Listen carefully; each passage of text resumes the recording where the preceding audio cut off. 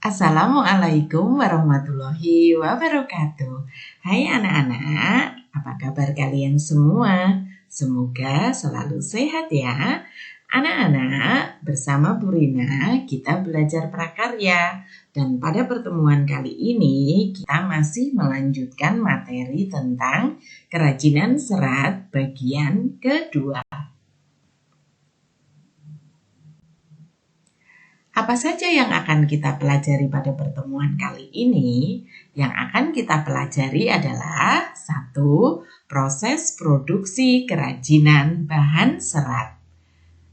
2. Produk kerajinan bahan serat. Dan yang ketiga, kemasan produk kerajinan bahan serat. Baiklah anak-anak, kita mulai apa itu proses produksi kerajinan bahan serat.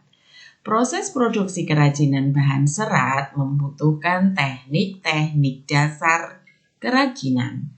Teknik dasar kerajinan tekstil adalah segala cara yang digunakan untuk membentuk atau mengolah bahan tekstil. Teknik-teknik dasar dalam keterampilan kerajinan tekstil yang dapat digunakan untuk memproduksi kerajinan ikat celup, makrame, dan tapestri ada 3, yaitu 1. Menenun, 2. Menjahit, 3. Mengikat. Baiklah, satu persatu kita pelajari. Yang pertama adalah menenun. Teknik menenun dapat digunakan untuk pembuatan produk kerajinan tapestri. Menenun menggunakan alat yang disebut dengan spanram atau bingkai yang direntangkan benang-benang lungsi sebagai jalur jalannya benang tenunan atau pakan. Teknik yang kedua adalah menjahit. Menjahit adalah pekerjaan menyambung kain dan bahan-bahan lain yang bisa dilewati jarum jahit dan benang. Menjahit dapat dilakukan dengan tangan atau manual dan atau dengan mesin jahit. Dalam pembuatan kain ikat celup diperlukan teknik menjahit untuk merintang warna. Teknik yang ketiga adalah mengikat. Mengikat adalah teknik menyatukan 2 benang atau lebih membentuk ikatan yang diinginkan. Mengikat dapat pula diartikan menyatukan helaian kain yang satu dengan lainnya menggunakan alat pengikat untuk membentuk pola-pola tertentu. Ikatan ini dapat berupa simpul ataupun pola warna.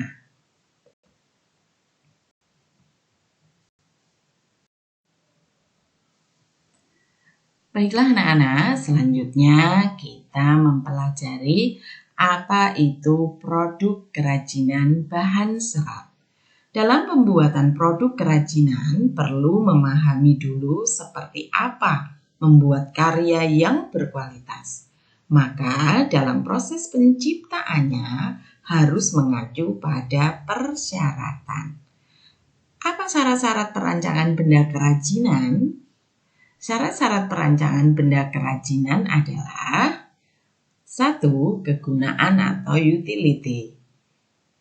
2. Kenyamanan atau comfortable. 3. Keluasan atau flexibility. 4. Keamanan atau safety. Dan 5. Keindahan atau estetik. Kita bahas satu persatu ya. Syarat yang pertama adalah kegunaan atau utility. Benda kerajinan harus mengutamakan nilai praktis, yaitu dapat digunakan sesuai dengan fungsi dan kebutuhan. Contohnya, mangkok untuk wadah sayur. Ini sesuai dengan fungsi dan kebutuhan. Syarat yang kedua yaitu kenyamanan atau comfortable. Benda kerajinan harus menyenangkan dan memberi kenyamanan bagi pemakainya. Contohnya yaitu dalam pembuatan cangkir didesain ada pegangannya. Syarat yang ketiga adalah keluasan atau flexibility. Benda kerajinan harus memiliki keserasian antara bentuk dan wujud benda dengan nilai gunanya. Contoh, bentuk sepatu sesuai dengan anatomi dan ukuran kaki. Yang keempat, syaratnya adalah keamanan atau safety.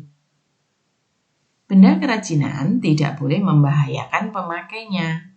Contoh, piring dari serat kelapa harus mempertimbangkan komposisi zat pelapis atau pewarna yang dipakai agar tidak berbahaya jika digunakan sebagai wadah makanan.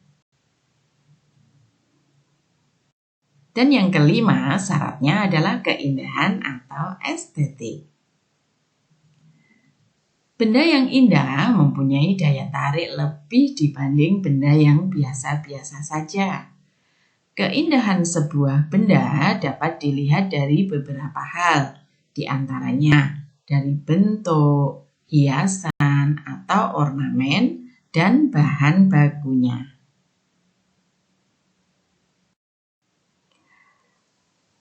Berikutnya, pada proses penciptaan produk kerajinan ada tahap-tahapnya. Apa saja tahap-tahapnya? Tahap yang pertama adalah menentukan bahan dan jenis kerajinan. Kemudian menggali ide dari berbagai sumber. Tahap yang ketiga membuat beberapa sketsa karya. Yang keempat, menentukan sebuah karya terbaik dari beberapa sketsa tadi. Kemudian yang kelima, mengumpulkan bahan dan alat yang akan digunakan. Yang keenam, membuat karya kerajinan. Dan yang ketujuh, mengevaluasi karya. Serta yang kedelapan adalah merevisi karya.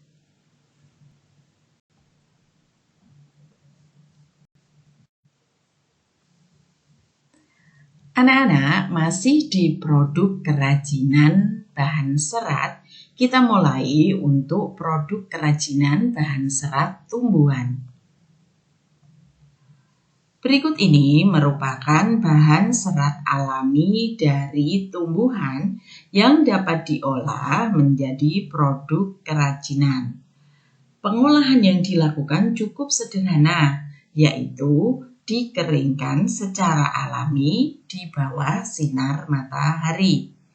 Untuk menghindari jamur, bahan serat biasanya direndam dulu dalam waktu tertentu dengan menggunakan natrium benzoat atau zat pengawet lain sehingga serat ini dapat tahan lama.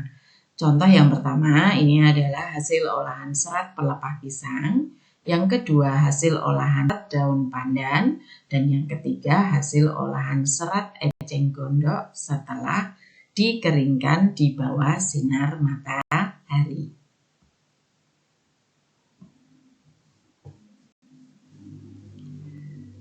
Berikutnya, alat-alat produksi kerajinan serat tumbuhan yang bisa digunakan untuk mengolah daun atau serat alam.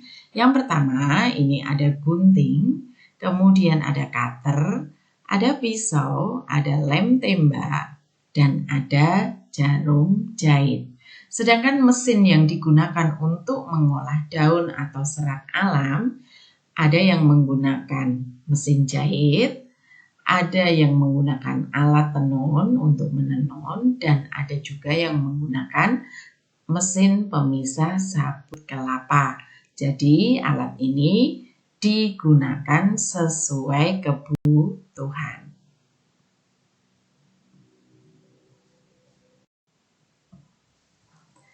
Anak-anak, berikut ini adalah contoh produk kerajinan serat tumbuhan. Yang A ini adalah contoh dari produk pelepah pisang. Ini seperti taplak meja. Kemudian yang B ini adalah satu wadah yang berasal dari eceng gondok. Kemudian yang C ini adalah tas produk dari daun pandan. Kemudian D ini adalah produk hasil dari rumput lingi. Dan yang E ini adalah tas produk dari rumput ketak.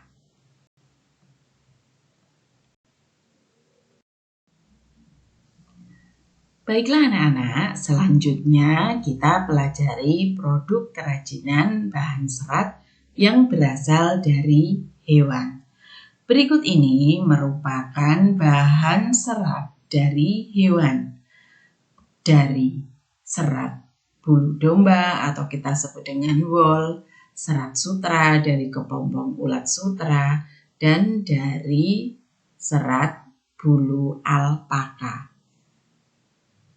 Serat dari hewan ini dapat diolah menjadi produk kerajinan. Bahan-bahan serat hewan dapat diolah dengan berbagai tahap pengolahan, seperti pencukuran, pembersihan atau pencucian, pengeringan, kemudian pemintalan.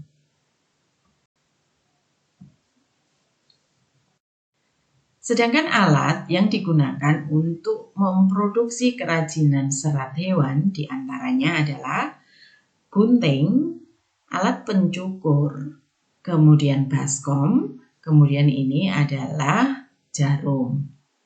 Sedangkan mesin yang dapat digunakan untuk mengolah serat hewan, yang A ini namanya mesin pemintalan, dan yang B ini adalah mesin penggulung benang hasil pemintalan.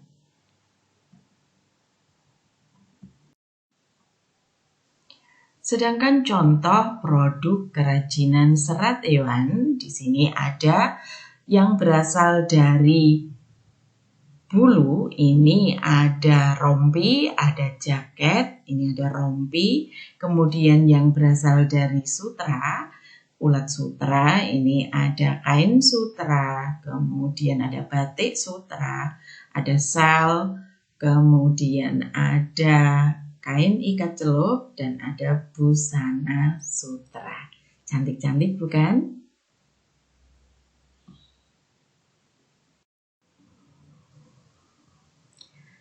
Anak-anak, berikutnya apa yang dimaksud dengan kemasan produk kerajinan bahan serat? Penyajian sebuah produk kerajinan disebut dengan kemasan. Kemasan mempunyai 4 fungsi utama, yaitu 1.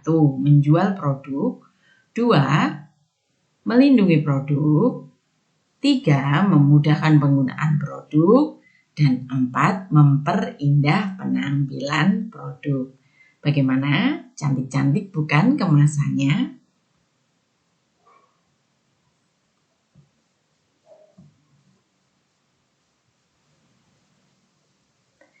Anak-anak, demikian tadi materi tentang kerajinan serat bagian 2. Kita tadi sudah mempelajari 3 hal. Yang pertama, proses produk kerajinan bahan serat. Yang kedua, produk kerajinan bahan serat. Dan yang ketiga, kemasan produk kerajinan bahan serat.